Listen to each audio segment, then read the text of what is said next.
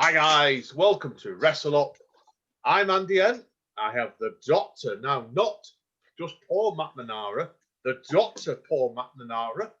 And who have we got at the bottom today, Paul, do you reckon? I think we have the one and only Dray Zera. Hello, I'm in a mysterious dimension. Hello. Well, as you can see, guys and girls, we've got Dray with us, but he's in another dimension. And I suppose it makes a change from this time then. At least this time, hopefully I stay awake then during the session. Which was, you got to say, point was one of the funniest things that I've ever done that last time, wasn't it, really? When our friend at the bottom here kept nodding off at the end of it.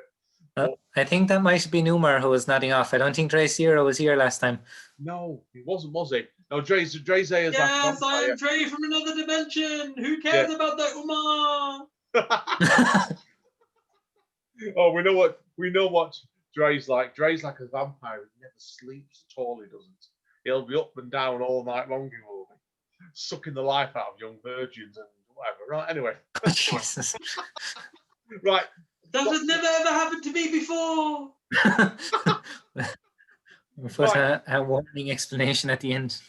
Okay. No one was harmed. Anyway. Okay, Dr. McNamara. Do you want to? I know you said you've got a stupid T-shirt on you want to show us everybody for, haven't you? I bought a very stupid T-shirt during the week. Trust me. Trust me. Oh, brilliant. I'm a doctor. Oh, brilliant. Where did you get that from then, mate? A website called QWERTY, which does really like silly kind of pop culture T-shirts every day. Brilliant. We are not sponsored by QWERTY, but if QWERTY would like to sponsor me, please get in touch. Yeah, and we're sponsorship them. The website and the podcast. We're always welcome to sponsorship. Definitely so. If anyone wants to sponsor this podcast, let us know. Okay, right. So, how has Umor been in another dimension then? Has he managed to watch AEW last Wednesday? Firstly, I am Dray Zera. Secondly, there's some great Wi-Fi and phone companies that's giving me good signal to watch the Dynamite. Brilliant. And also, the Dynamite was very cold, but it warmed my heart because winter is coming, and it's by far the best Dynamite show in Wednesday history. Brilliant. Right, guys, we better go. That's what we're here for today. Of course, we're here for winter is coming. So we're going to talk about the full show, go for it, break it down bit by bit, and we're all going to do, as we normally do, we're going to give it our ratings out of 5 in each one. So, okay, right, before we start then, okay, right, first part we're going to go on to is we're going to go to the Diamond, I get it right now, the Dynamite Diamond Battle Royal. Paul, Say that do you 10 remember times the first fast. one of these from last year? Because I've forgotten about this little gimmick fight. Yeah, I had, like, I know MGF won it last year as well, but I was halfway through this Battle Royal before I remembered when they said it that there would be 2 winners who would face off next week. I totally forgotten about that part. Yeah. I didn't forget! You lasagnas! Brilliant. No, Might have been just a, I quite like the fact where they started it actually when instead of bringing them all down one by one, which is WWE really approach, isn't it? They had them all by the side of the ring, didn't they? Only announcers, and they all just rang the bell, they all just piled in, didn't they? That's why, and I thought that was a really good bit basically. And I think I liked the bit about when they did the soundbite with MJF, right at the top of the fight, who talked about winning it last year. And he said he'd be elevated if Sammy Guevara or Wardlow wins.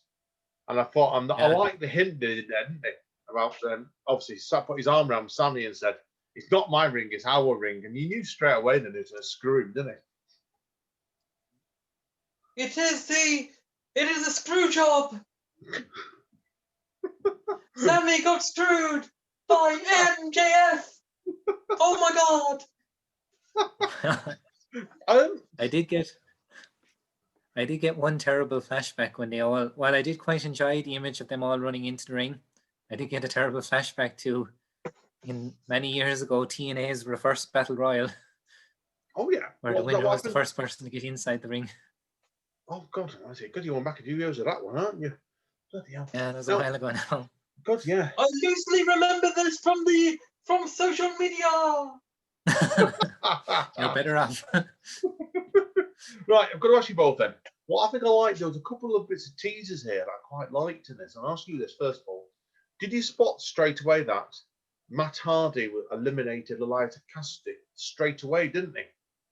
And I thought to myself, that was an interesting one straight away. So it made you wonder, obviously, because they're teasing a new character. I don't know what Dray is doing there in the background. Is he coming into our realm of existence now, is it? I'm just paying for a flight. Right, Yeah. I'll ask you then, Paul. What did you reckon to that bit about Matt Hardy eliminating Eliza Cassidy? Yeah, I think it was a really good match. Like they've managed to intertwine so many different storylines and so much different kind of like interesting progressions where it could go next. And I think like you never really know what Matt Hardy is going to do. He's so unpredictable. I think it was a really nice moment. He kind of came across as a real kind of veteran in this match, where he could do it, like knock out anyone, could take out anyone. Kind of, he knows what he's doing, kind of thing. So I think it was a nice moment to knock out Cassidy, and I think there's a lot of different ways they could go with it. They could play it off as a teaching moment that Hardy was giving Cassidy, or it could be kind of a turn. I'm kind of interested to see where it'll go.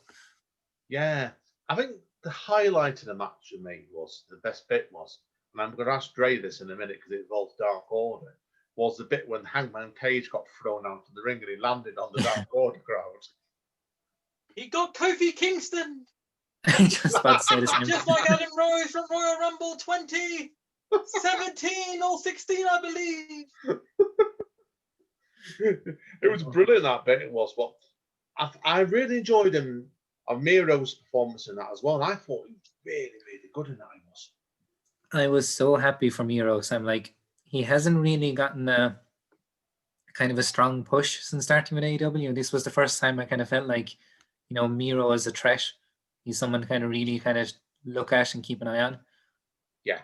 I think it was a really nice kind of moment. Straight away, it was a really, really good way to use him there. I loved the confrontation he actually ended up having with Wardlow in the ring right at the end of it.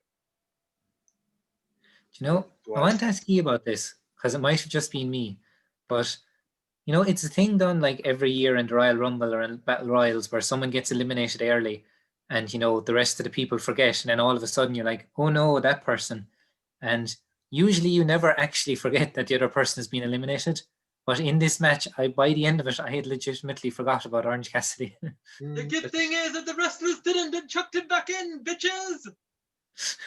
But I thought it was really well done. Like, it was the first I was like, oh yeah, Orange Cassidy. Like, what a surprise. Like, legitimately. I'd legit forgotten as well, Trippy told me in that one. So that's why. They got to Jungle Boy versus the three, them three, and I thought, oh, blimey. I thought they could do this angle. I thought, then they got rid of him, didn't they? And Sammy went, and then there's two left, and I thought, are they going to do this fight next week? But they had a slight tease, didn't they? Between Wardlow and MJF again. I think it was just really, really nicely done. Really well done. Yeah. There was a lot of very good bits. And I loved the bit where you had the three blokes from, obviously, MJF, Sammy, and Wardlow all stood in the corner. I loved where they kept out the fight right to the end of it. I loved the bit when three of them got rid of Miro. Like I said, there was a lot of very, very good bits in this. I think it was about 11. Considering these sort of fights go on for a lot longer than what they did, can't they? And this was only about 13 minutes. Which I think was a good decision, because I think Battle Royals can kind of overstay their welcome sometimes.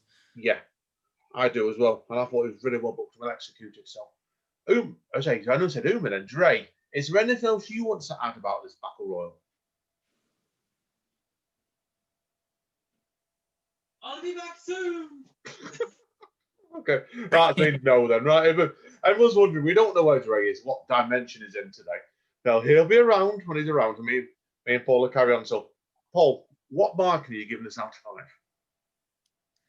of 5? I think it was just really good, solid, entertaining match that progressed a lot of storylines. I kind of give 3.5, 3.25. Just good, solid fun. Yeah, I think 3.75 stars. Right, I think I'm going to go with 3.75 as well. So we'll make it unanimous today, I reckon. So yeah, it was a good start. It was It was a good. I don't think it was what you told me was a mind-blowing first fight, but it was a good start. It really was a good start, that one. So definitely, Especially for like to remember this is TV. You know, we're not looking at pay-per-view caliber all the time either. So like I think that was a great start to a TV match. yeah, Like I TV do as show. well. What I do love about AEW as a show, and I'm curious if you agree with this, Paul, is the fact is whenever they start off, they jump straight into a fight, don't they? We don't tend to normally get like WWE 40-minute short talks at the beginning of it, where it bores me senseless. But I love the fact. I think that's a purpose booking for me. That is. And I think that it's really nice that really differentiates them to WWE or to like different promotions. I think it's nice to just get stuck into things. It makes it feel more pay-per-view-ish actually as well. Yeah. Makes it feel more important. Yeah, and there was like the fact all of them that stood outside the ring and jumped in. It was like they weren't ending 10 minutes bringing them all out, and I thought that was a good move straight away. So right, anyway, we're on to second fight now, aren't we? Which is Chris Jericho with Ortiz, Jake Hager, and then Wardlow and MJF came along out later on, didn't they, against Frankie Kazarian. So, what do you think? Hello? Oh, is he here? The man from another dimension. What is going on? We'll just talk about the meaning of life at the moment, Dray. The meaning of life is the Dark Order. Okay, since we have Dray here on another dimension, then we'll better ask him very quickly. Then, what did he reckon to Hangman Page with the Dark Order segment? Yes, repeat that. Sorry, I'm just getting turbulence. Okay, Hangman Page and the Dark Order. What did you reckon to that segment in the Battle Royal? I just think it's going to be filler. I think if Hangman Page flirts with it, then I believe that the one and only, our leader, the Exalted One, will return and be like, nah, fam, no thanks. Oh, I'll be honest, I'd be totally up for a Brody Lee Hangman Page match now. Yeah, I think that would be great fun. I think they're heading for that, truth be told you. I think that's what the hint's going out with this one. So it does make me I'm well up for that. Because there was a press conference done, wasn't it? Was it Tuesday with Tony Khan? I think it was Tuesday when someone asked him about Brody Lee, and all you get off of Brody Lee will be back soon. So that makes me wonder. He'll be back before Christmas, and probably. Oh, we had a hand. Did you see that before then? Was his hand? Yeah, was his hand trying to get through? It's coming and going.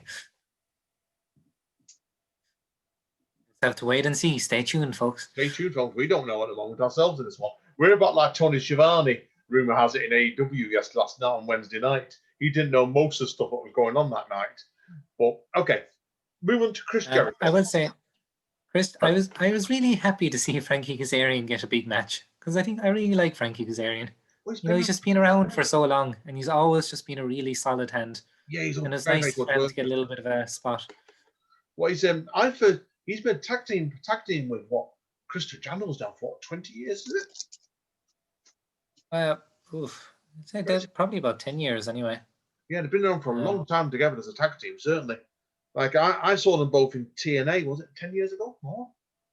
Yeah, they went through TNA, through Ring of Honor, through AEW. They've kind of like stuck together for a long time. Yeah, until we obviously got them coming together in AEW, I hadn't seen Scorpio Sky with them before. So, were you familiar with Scorpio Sky? I had been a little familiar, but I don't really know his background too well either. Yeah, yes. Anyway, he's very good, and I think he did really good. Actually in the Battle Royal as well. Yeah, and moved the story along, didn't they, against Sean Spears quite nicely as well. So I felt it was a very, very good fight. That. So, okay, what did you reckon to Jericho and Frankie Kazarian won them? Great match! Oh my God! I think I've just landed. Brum, brum. One go. If we have an explosion in a minute, we know Dray has gone back into the other dimension again. I think. What did you think, Andy? I enjoyed it, but I didn't think it was as good as, to be honest with you, the fight before the Battle Royal. I thought the Battle Royal was the better fight. And I felt it seemed to be one of those ones where it got distracted a bit with all the interference going on in the background of it. Because when MJF came out and looked like he was threatening to throw the towel in, it seemed to overshadow that fight a bit for me, and it put me off a little bit, if I'm honest. I think it was I just thought it was a nice TV match. Like, if that was on a pay-per-view, I think I would have been quite disappointed. But I think it was just as a weekly TV. I think it was it was part more angle than match. But yeah, like it wasn't. I don't think it was anything to blow up like right home about. But I don't think there was anything terribly bad with it either. 3 stars. Yeah, I agree. 3 for me. Yeah. 3 for me as well. Now, what do you 3.5, both 3. of you two reckon to this angle they were teasing at the end of the fight about making it up next week, or they split? I have a radical take that neither of those things will happen. Yes, I can see that. I don't think it's going to be broken up anytime soon, but I think it'll be quite a fake coming back together.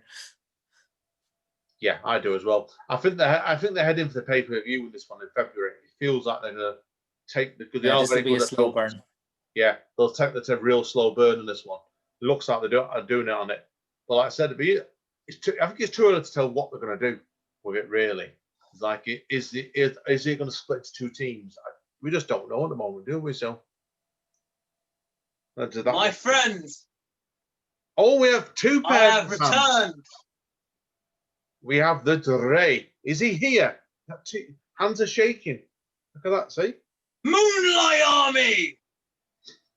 The king is dead, as you'll find out on Wednesday the 9th of December with the new music video, King is Dead by Dray, Zera. But I am here! Blimey, hang on. It's not his hit, Paul. Not. We have company. Hang on, Mike Meduvison, haven't we? Hang on. Better join him then, haven't we? Dray Zera! A new Zera is here, my friends! I like your top. New image. New mask. Yeah.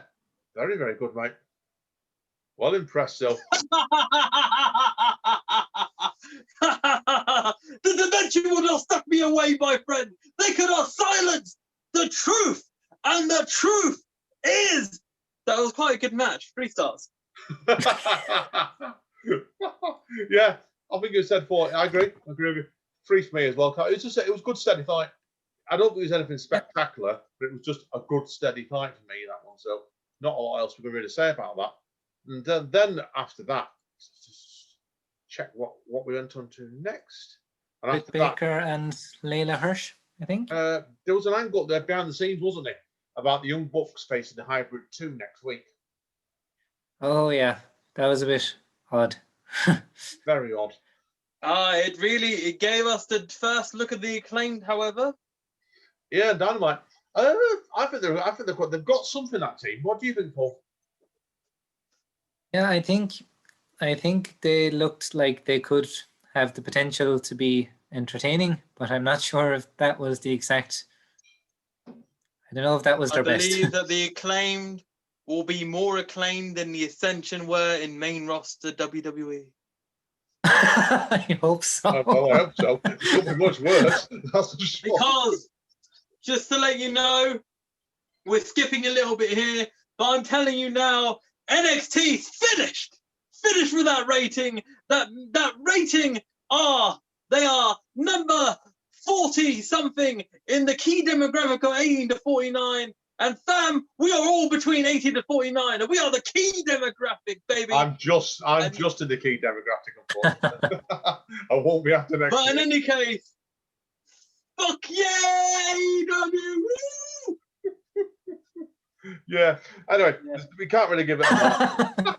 We'll move on. We can't give that a marking anyway. But what have you both thought of the Hybrid 2 so far out of interest?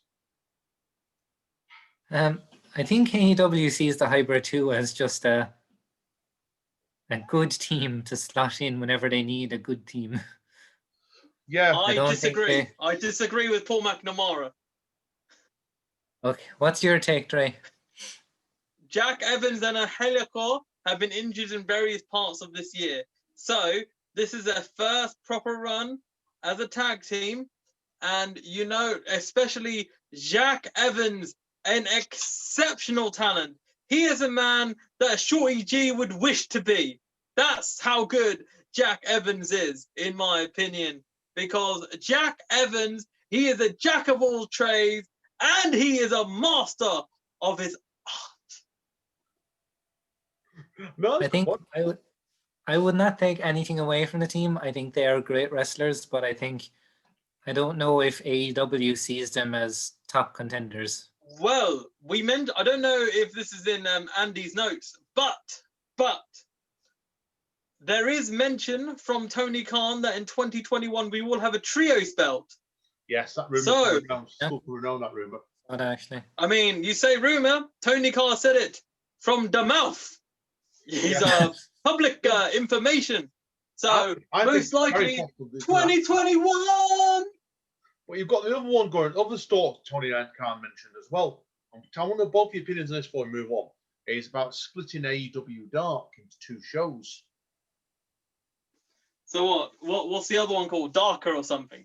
I'm buggered if I know. Light. Darker and Darkest. How about that then? Right. Well, he's talking about it because you think I've been watching Dark pretty well 2-3 months solid now, and the shows have been pushing over 2 hours each time. They're actually longer in the main show. Some like 15 or 16 fights in there, and they're talking about doing one show with like a development one, and one featuring the more experienced people. So Fair. I think it My works. friends, I shall be back in 2 minutes. I need to sort out the Ethernet cable. And you can see, guys and girls, Dray's there is slipping into another dimension today. Slipping in and out that dimension. Okay, well, we do Britt Baker and Layla Hirsch. Yeah. Now, this one surprised me, actually, first of all. Not because that Layla Hirsch is so young, she's got quite an old face in some ways. But the fact was, she's only 4'11", isn't she? Yeah, and Britt Baker is a tall enough person, so it really kind of the size difference jumped out at you. Yeah, it did a bit. Now, my friend Michael, who you both know a little bit, who's on our wrestling, we're on the 3 of us are on a wrestling talk Facebook group. My friend Michael was on there as well. I know Michael for about 4 years now, in person mostly. And he's compared Layla Hurst to a female version of Taz. Now, I'm interested in what do you think to that one, Paul, first of all? I think he'll be added to the stable. I think so. I think it's a very good chance. She's quite like, young, 24, so she's not been wrestling 2 years and been told so she's quite raw. She's got something. Like it wasn't the most phenomenal match ever, but she was quite dynamic. I thought she looked like she had a lot of potential and could be a lot of fun to watch. You don't really see that amateur wrestling style done a lot in kind of the women's divisions, so I think that would be a really nice kind of it's like sometimes you see the MMA influence, but the actual more specific amateur wrestling you see in kind of the Taz or the Kurt Angle, it's not really done. So I think she's a really good chance of making something good out of this. Yeah, I've noticed that. Worthwhile, Yeah, I agree. They look like they're starting to get the build of the women's division quite nicely now, really. Because like I said, because Britt Baker's obviously got a good presence on stage. And have you seen this talk show thing she's been doing on Dark? I haven't actually. Very weird. I know. But listen, I don't watch on Dark, you see what I mean? Whether they bring that onto named Dynamite, I really don't know. It's just like a bad chat show syndrome. That's why. So, but anyway, about this, yeah, I thought this was a good solid fight, actually, John. I don't think, again, you said before, it was like the Jericho one to me. If it had been on a pay-per-view, I'd have been disappointed in it. But I think for a TV show, it was solid. Fun, solid TV match. I think 2.5, 3 stars. I think kind of happy enough for me. Great as well for me. What does you reckon to this skit at the end of it? With Thunder Rosa again pouring out. I'd be quite happy to see some Britt Baker Thunder Rosa rivalry happening. Yeah, I've got the feeling we're heading for a tag team between these two. I don't know whether it was that Rebel or Reva will be the Britt Baker's partner. Who's this? Man, am I late? Who's this? Welcome, Umor. Hello, Umor. Hi, guys. Don't know what's happening here, but I just showed up here and I heard you were talking about the women's match between Dr. Britt Baker, DMD, versus the Russian stallion known as Layla Hirsch. And I have to tell you, my friends, that it was a good match, solid 3-star match. I think it was decent TV match. Nothing to write home about. However, I think we're talking about Thunder Rosa. So sorry for cutting you there, Paul. I don't know what's been happening. I think I've been in this jungle, and now I'm just here, innit? Over. Yeah. What did you think of the Thunder Rosa stuff, Umar? Well, I'll tell you for real, like Thunder Rosa, fam.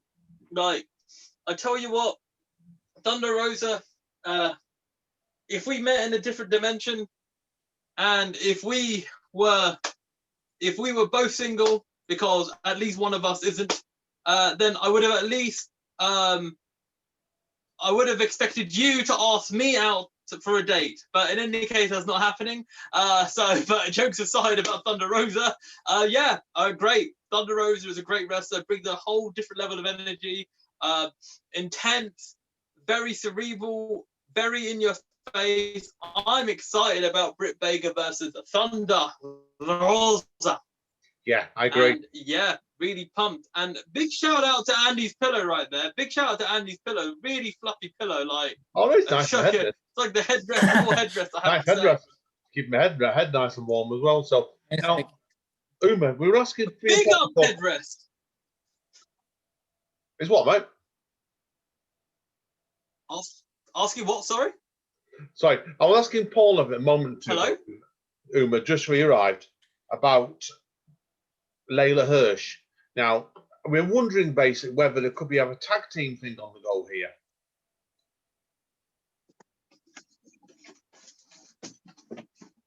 Well, I'm telling you this right now.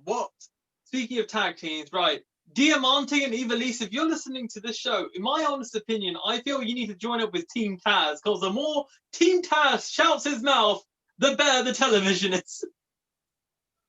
Both I has. agree. But yeah, I think that tag team. I think that tag team could work. I could as well. I think the tag team thing could be a thing. Yeah, I agree. Yeah. The tag team could be, yeah. We're listening. Yeah, I agree. I think I think they're just really, really listening. good. Them two together, they are. They counterbalance each other Yeah. really well. And if you ever got stars actually of doing a women's tag team in AEW, which could happen next year, I could see those two being the first champions. Definitely. I think it takes some stopping as well, to be honest as well. So I agree. Right. Anyway, moving straight on now. So after that, we had Oh yes.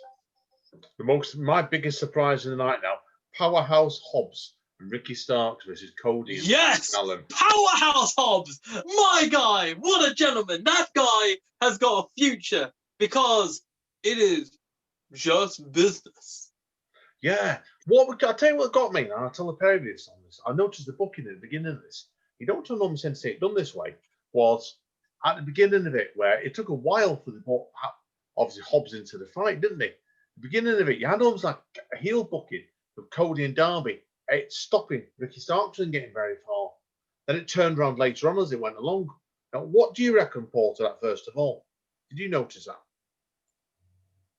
I didn't take a lot of heed of it, to be honest, but I suppose it might just be in that, as you said, building up to Hobbs, getting that hot tag to just show how much of a force he can be and how much he's adding to Team Taz. Yeah, he's got a cracking future, that one. Really, really else. Really, really. They've got some of him, AEW, and you can see that from the mile off. So, Uma, what do you reckon, Powerhouse Hobson? Is everything that people would have hoped that Big E would be pushed in the level of. I mean, he's still rumored to win the Royal Rumble, but apparently young and up-and-coming wrestler Randy Orton is apparently the favourite now. So, right. So, but yes, exactly. That rookie, isn't it? So completely. So that good old rookie Randy Orton. He totally did not debut in 2002. Back in the days when Paul McNamara was not a doctor, and back in the days when people think I have a split personality. I don't know what they're talking about. Oh yeah, completely. The last time Randy Orton won the Royal Rumble, he took on Bray Wyatt at WrestleMania in the worst match of the year, which legitimately won many worst match of the year awards. Oh yeah, it was pretty good. Which I saw live and was awful. The more worst matches, the better, I have to say. Oh, it was a bloody awful match. I remember seeing. Old Randy Orton. Oh, Old yeah, I Randy saw Orton. that. Oh, Get away from the Royal Rumble. oh yeah, completely. Now, anyway, we get on to this fight now. Umor, have you got anything you want to add about before we come into the angle after Cody and Darby? Abby? Let's just get to the big moment, like the bigger moment that made me and Paul go back to the days of just emotional, like just incredible kind of thing. Yeah, it's mad. It was me and Paul were talking about his off mic before you arrived, and I couldn't believe this. He's actually 62 now, Sting. I thought he just seems like he's been, but you think really he's been around forever with one way or another, hasn't he? And that crow gimmick he's got, what's that? That was 20. What was that? That's back in the dying days of WCW in the late 90s, wasn't it? It was 25 years ago. That was. Yeah, absolutely. He's been main eventing major wrestling companies for over 30 years now. Yeah, it's absolutely insane. But I've got to ask the pair of you. Andy, as you are only a couple of years older than your other two co-hosts, what were your memories of Sting back in the day? Baseball bat taking out the NWO quite frequently. And I sat through. You don't remember him as Surfer gimmick Sting? It's what, mate? Did you remember Surfer gimmick Sting back in the early 90s and 80s? I do, yes, I remember that as well. Yeah, my dad used to really like Sting, the original Sting he did, when he used to wear the original gimmick. And as soon as he went into his crow gimmick, Dad actually used to turn the TV off. Said, "That's not the Sting I know." I used to watch it in the other room. But it's like, it's such a time, it was groundbreaking that was, because and you can see a lot of it is like what Darby Allin's is 2 degrees homage to Sting. Because you used to get him coming down from the rafters and that. You didn't know where he was going to come from, Sting, with a baseball bat and take out the NWO. Absolutely. It was the best bit of WCW back in those days to me, it was. Absolutely brilliant. And it was unpredictable as well, so it was great. But if I'd been watching that live and went Thursday morning in our case, I would have been like, my jaw would touch the floor. Because I took me to Friday to watch it, so I was busy Thursday night. And I know, Paul, when did you? I knew you knew about it in advance like I did. Umor, did you watch it all Wednesday night? Did you live, or did you watch it Thursday? I watched it a couple of hours replay. Did you know about Sting then? Did you before he came down? Before he arrived? No. What? Okay. What was your reaction? Yeah, we want to know your reaction then. I was really. Oh, what the reaction when I saw it? Like, yeah. Well, I mean, I wasn't spoiled, so I mean, my reaction was, "Oh my God, holy lasagna! Oh my God, yes!" It was great. That was brilliant. It was that. It was really incredible. I have to say, yeah. It was really that sort of one where if the talk is if AEW want to start getting over 1 million viewers live every week, that's the sort of signing they've got to make. Because, like, obviously, the legends and stuff, there's a couple of big ones in WWE, but they're all in contracts. And I was very surprised that WWE had let Sting's Legends contract wind down, really. He just turned it down. Like, he had a contract, and he's like, nah, fam. You know what I mean? So, nah. You know what I mean? Yeah. No, I thought it was a great move. It was a great move for him. That's for sure of it. So, and what I liked about it was he just how little he actually did. But did so much. Did you both notice the way he was looking at the people all sprawled out in the ring when he came in? It was great. I read something interesting about that. So, notice Arn Anderson, Dustin Rhodes, Cody, and Darby Allin. Now, what is something interesting about those 4 people? Oh, you guys can have one guess each, and I'll tell you the answer. I wouldn't have a clue. Paul? They're all kind of the WCW links, at least. With Rhodes and stuff. I'll tell you the answer.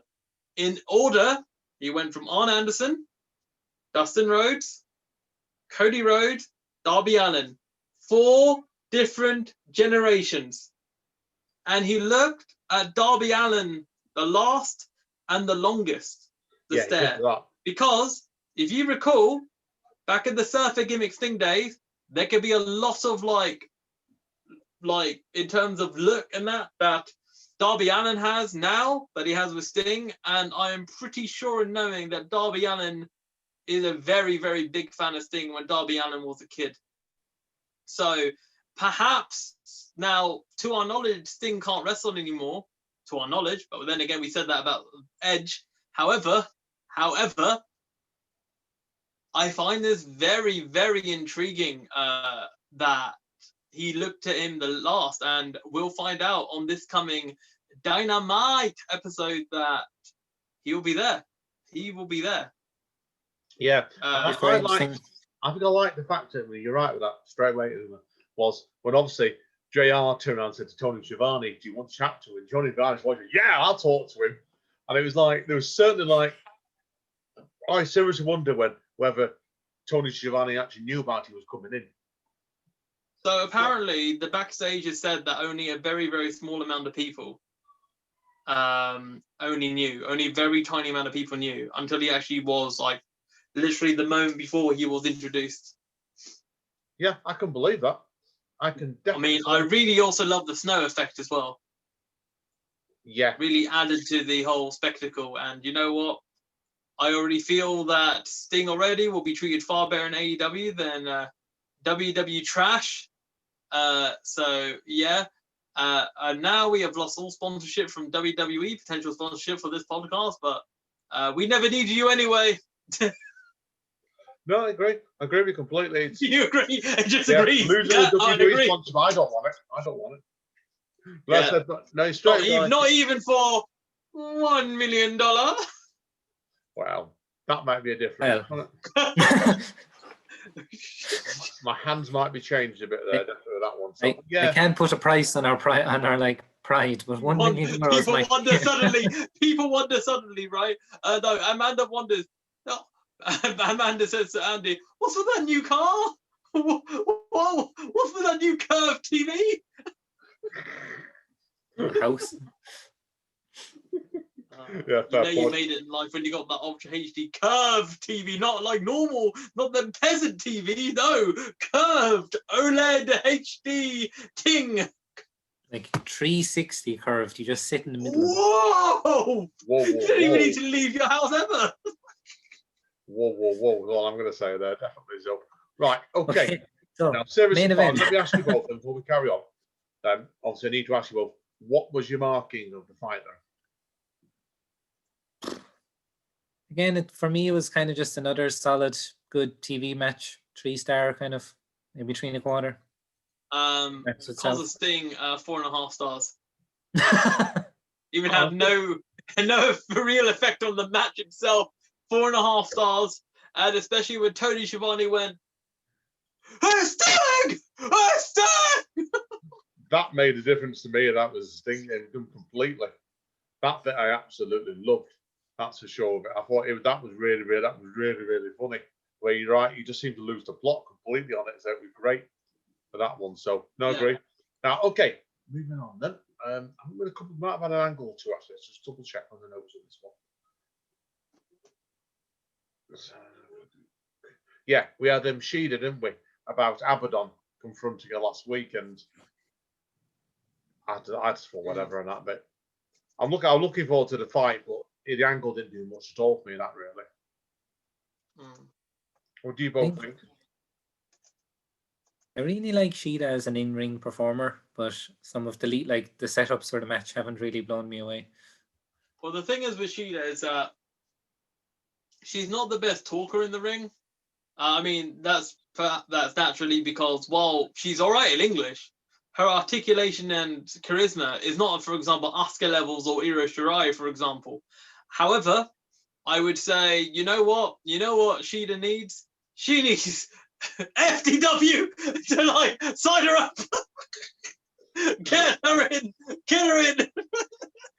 Yeah, she'll just have a mouthpiece. Or if Tully Blanchard is looking for a different angle in his empire, yeah, just someone give Shida a mouthpiece, please.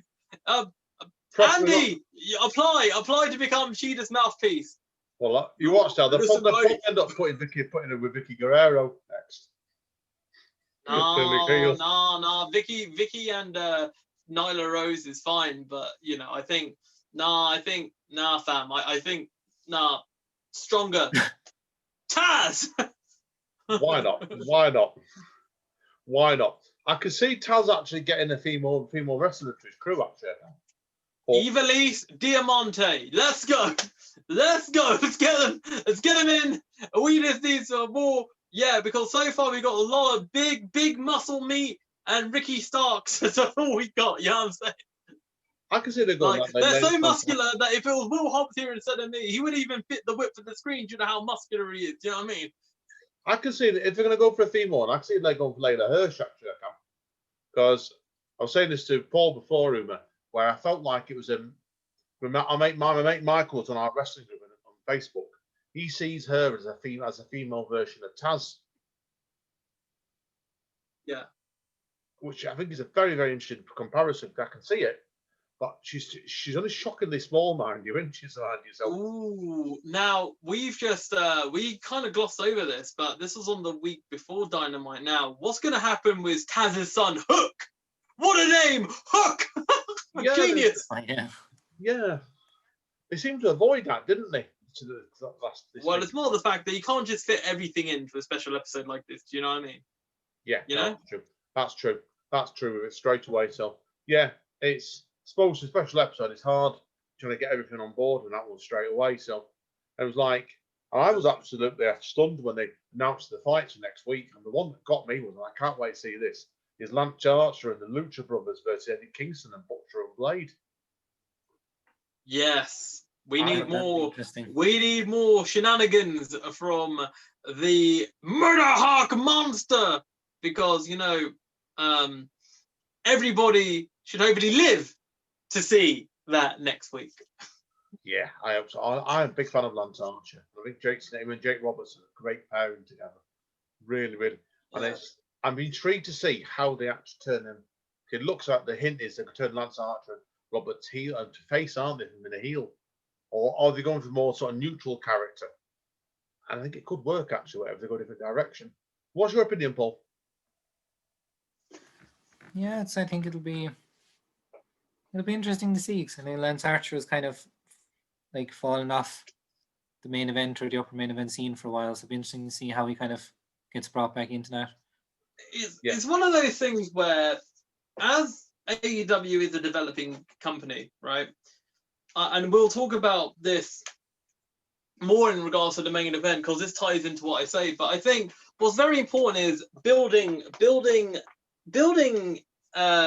foundations, and I think with Lance Archer they really made him legitimate already, and I think that's the most important thing. Like whether because he hasn't won a title, however he's legitimate enough to be taken seriously, and he has perhaps got the greatest talker in wrestling history, or at least in North American wrestling. So I think really in regards to Lance Archer, I think perhaps I think it's going to be very, very good 2021. But in any promotion, not everybody is going to be at the top. But I think it's all about the story arcs.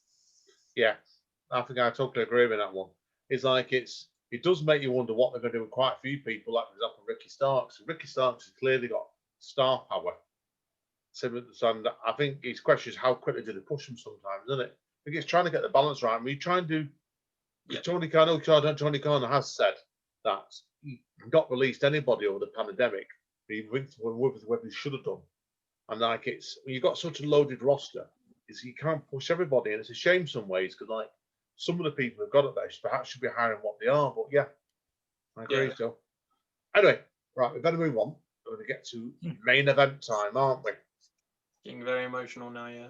Yes, we are. We had Moxley doing a promo beforehand as always, which I thought was exceptional, really, really good promo of him before we started. And then obviously, didn't we? Then Don Callis came out. Now, obviously, before we get onto the main fight itself, what did you both think when they brought Don Callis out again? I kind of thought that was just their thing now. With Kenny Omega has a big match, he seems to like getting Don Callis in. Yeah, that was what I thought as well straight away then. I thought they used it as a gimmick, but I didn't expect them to do what they did next time. But anyway, we'll come on to that. Well, oh man, I have to tell you right off the bat, this match delivered on everything. This match had storytelling. This match had intrigue. This match had excellence. And you know what? Obviously, we'll talk about the end of the match, but the technical prowess, the ring psychology. I feel like I'm almost in tears. Like I'm almost crying, thinking how wonderful it is. It's like my first ever kiss, or the first time I've even hugged anyone. It's that special. Yeah, it was. It was a very, very. I really enjoyed the fight. No two ways about it. And it was great because there was. It started off, didn't it? We ended up going outside into a brawl into Moxley territory straight away. Then I love the fact that they meshed really, really well. I felt at the full fight. But when they went technical, and then obviously went really, really rough, didn't they? And there was a lot to dissect to this one straight away. So I'm going to ask you both then. What did you both think to the scene when you thought Moxley was going to bring the chair? When he brought the chairs out? He brought the chairs out when he thought he was going to hit him, didn't he? Yeah, and they both sat on the chairs. It's like whacking each other sat on the chairs. And it was really, really surreal. It kind of worked. I think for some reason in my head, I thought it might have been a little bit better a little bit later in the match. I thought it was a really nice spot, but for me, for something that just didn't fully feel like the right part. But I really liked the idea of it. I thought it was a really cool idea. Yeah, there was a lot of really, really interesting, clever ideas done in this fight. And that's in the first 25 minutes themselves. And I felt personally when I was watching it, I thought to myself, I could have been happily had this as a main event in the pay-per-view. It really seemed that sort of thing to me. It seemed to be like I could have well seen it on the pay-per-view to finish it off, and I wouldn't have been disappointed with what they did. What did you think? 2 minutes. My mum is calling me. He'll be back shortly. he's off into another dimension now. I'm at work. What did you think, Paul? Then would you have been disappointed if that had been a pay-per-view finale? No, like it was definitely a pay-per-view standard match. I think sometimes for me I get a little bit too high expectations when there's a big Kenny Omega match, and I feel like I get a bit too carried away. But it was definitely a very, very good match, a very, very solid match, and it wouldn't have felt out of place at all as a big pay-per-view match. Yeah, I agree. I think it was possibly the best singles fight I've seen him do in AEW, to be truthfully told you. He's been in a couple of really good tag team matches and group matches. But that was the first one that stood at my mind. It was as a really one set the scene for him. And obviously we had him against one of the Lucha Brothers, didn't we, in a week? And that was I felt they've saved enough for that to make a repeat fight out of that in the future. But yeah, it was. I loved the pacing in the fight. I felt it just seemed really well matched to me and planned out. So, what did you think, Umor? As I said, as I totally not got rudely interrupted by Mummy Hake. Oh man, does she not know? Does she not know not to let me tell you, right? Mum, I do love you. And you're never ever going to watch this because you don't know how to turn on computer, let alone text me. Cool. Unfortunately, you tell me to do your text messages for you, but listen, yeah. If I'm on the Wrestle-Up podcast, right, you don't see me talking to you. So please, Andy and Paul, don't talk to me as much. And they're locked down like me. They're my friend. But yeah, it was a really good match, and it was wonderful. And I feel that, just excellent. And you know what? You would be surprised to hear that I'm breaking the star rating. Go on, what are you going to give it then? 6. Wow. Paul? Oh, you're not going to be happy with me. You're giving it 2. Let's hear this. Again, I think I had too high expectations, and while I enjoyed it, it didn't really hit the high notes. So it's What do you want? What do you want? What more do you want? it felt. I don't know.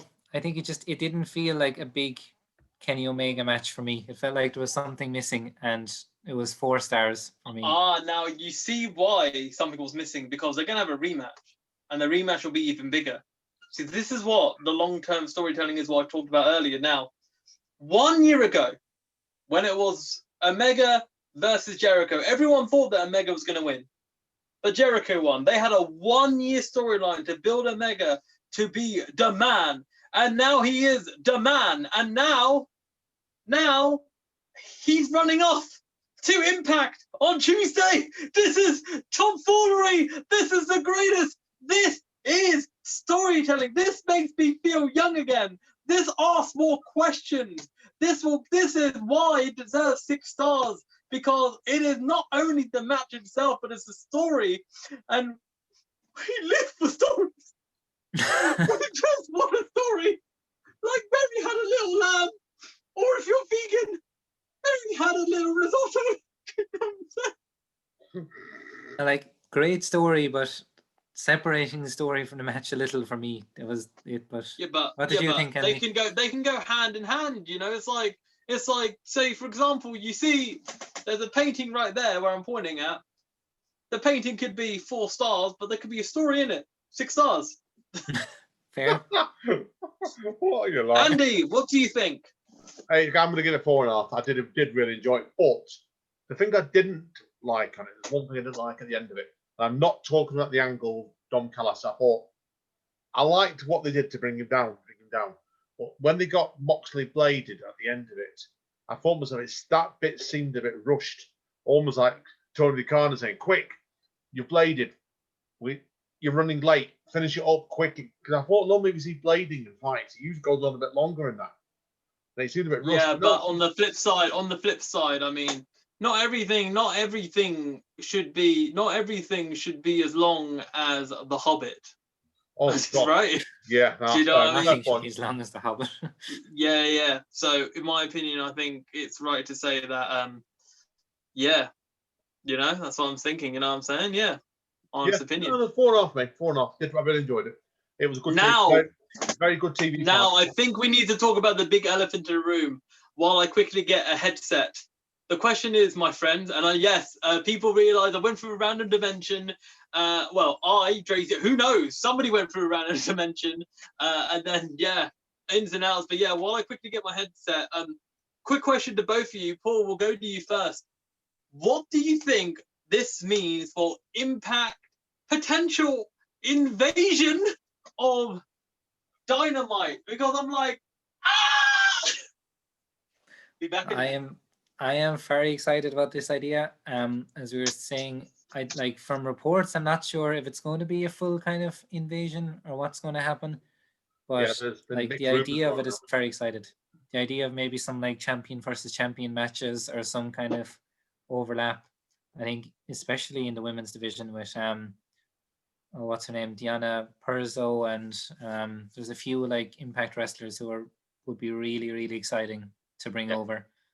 Motor City Machine Guns versus Young Bucks. I wouldn't say no I've to. heard that one. That's coming. FTR wants to wrestle those two. They've asked for them, haven't they? Yeah, that would be a lot. I think there's a lot of fun there to be had. I am quite and it's something you weren't expecting. You don't see these days. You haven't seen that kind of overlap in a long time, and it's really, really exciting. And TNA are going to get hopefully monster ratings on Tuesday.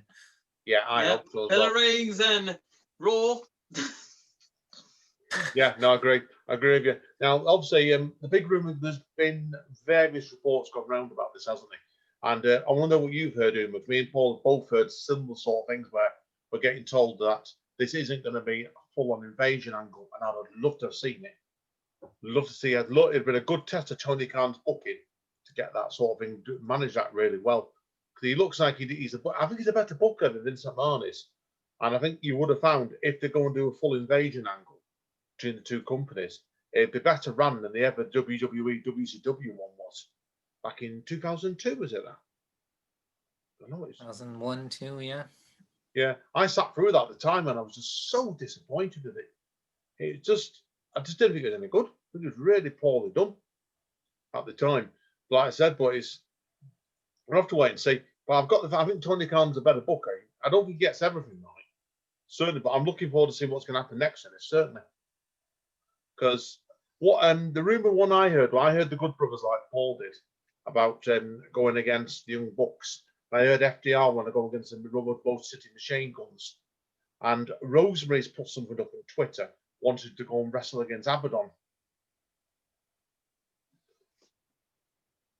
Which again, wait and see. I think there's a lot to be heard in this, but a lot of it going to depend on obviously like, if the talk's right about the Good Brothers coming in on Tuesday at the Impact thing to set that up.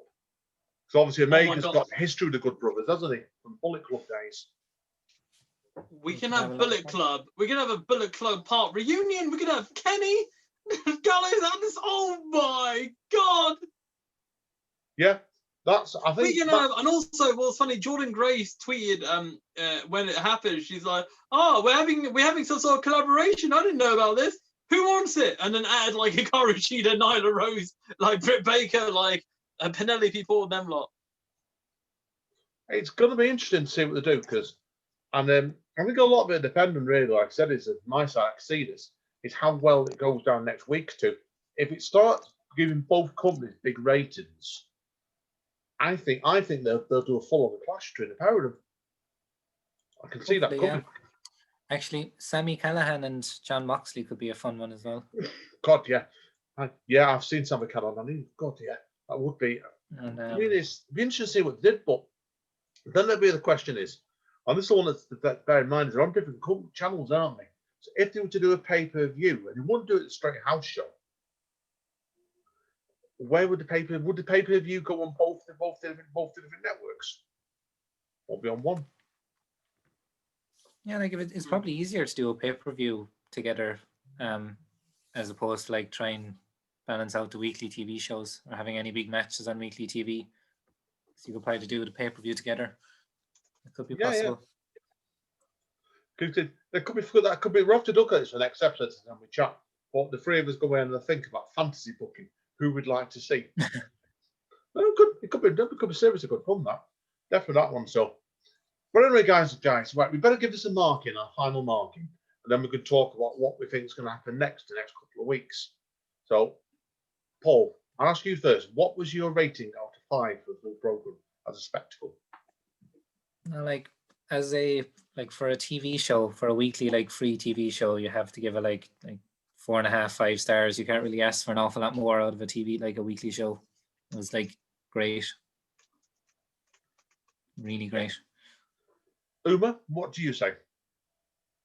Overall, 5. Yeah, I'm going to give it 5. 5 stars. The only reason why it's not A+ is because it had to be A+. Everything has to be close to 5 stars. But Sting returning and everything, oh my God. Yeah, I think so as well. The Sting coming along and that massive angle at the end of it, that's give it the 5 out of 5 for me, because they've set 2 major things up there now. If you look at the first hour was the build-up, the second hour delivered to me straight away with the 2 major fights, and that came in the second half. And I thought it was a really good show. And they've had they had some like a 25% boost or something they did on live viewers for this show from last week's. And it'd be interesting to see now what they get next week with the Sting thing. And will they repeat the Moxley interview at Impact? Yeah, it's going to be. I'm wondering, I think this AEW show got something like 950,000 viewers. And I think I saw a report during the week that Impact is only averaging 150,000 at the moment. So I'm really interested to see how much numbers they get next week. Yeah. I've heard rumors going around. They reckon they'll get 300 on it. So it's. Sorry, and I lost you there. So I've heard talk. It could be about 300. They reckon about 300. Yeah, a double. Bam! Imagine if it beats NXT. LOL. It can't be Dynamite's numbers, but if it gets even close, then if they double. That's an embarrassment. That's an embarrassment. No, it's true. You don't know what they're going to do really, because you look at the fact like the ratings haven't been that good in TNA or Impact for years now, and I do like Don Callis. I think he's a really good personality on there. Because I first heard it, I remember him from his was it when he used to do the Angle, didn't he, in WWE, and he played the Commodore. I forgot the name of the troop he was in now. He led this group of soldiers, didn't he? And he was brilliant. Then he was. Well, I didn't realise when he left wrestling at the beginning of whatever year it was. He was a policeman for years, wasn't he? In Canada, I believe so. And as soon as I heard him I first heard. I would listen to the Killing the Town podcast he did with Lance Storm, and he was so funny on that, he was. And that's why I thought straight away. I thought when he announced he's getting involved in TNA, I thought he'll keep him solid, and he's done so. I'll have to wait and see. Be interested to see. So, but what do you both reckon for the rest of the year then? Do you reckon that was their major show now for December after Christmas, or what? Go, Dray. Just thinking.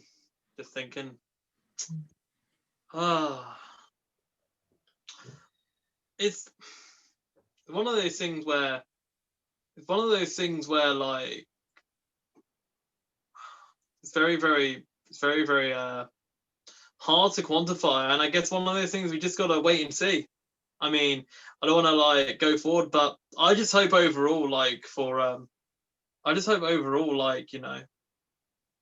like it works out well for all. I don't want a fizzled out, like ambiguous, like overall disaster that was the invasion angle back in 01.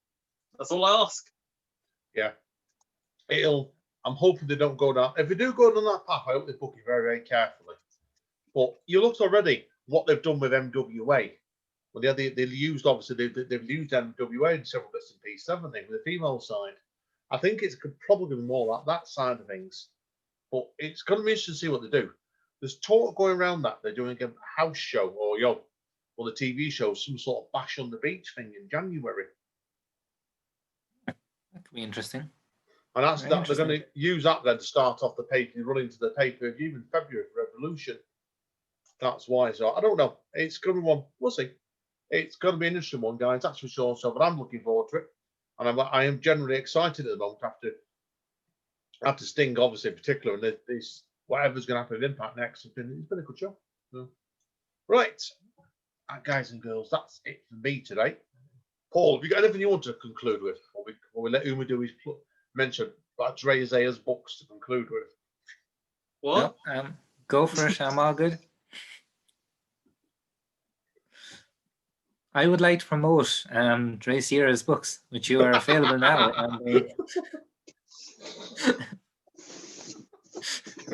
My assistant Dray Zera will show you some copies of these books right now, which you can buy. Yeah, look at that. See, his loyal assistant there. He's showing the book. What is that book, Umor? Hello, this is Broken Circuit Board by Dray Zera. He's a good guy. It's available internationally at drayzera.net. Check it out because Dray is here for you. Brilliant.